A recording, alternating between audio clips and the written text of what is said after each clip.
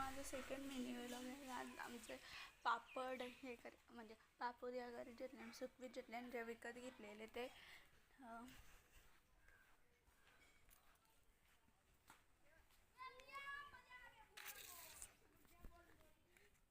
तर गेले इथं पापड सुकवीत टाकायला.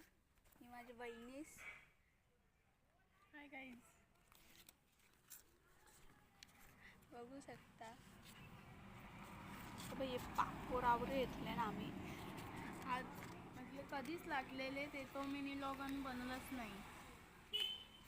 मग ते वाळत टाकत होती वापस सुकवत. अजून एकदा लाटायचे आहेत. बघू तो मिनी व्लॉग बनवला तर बनवला.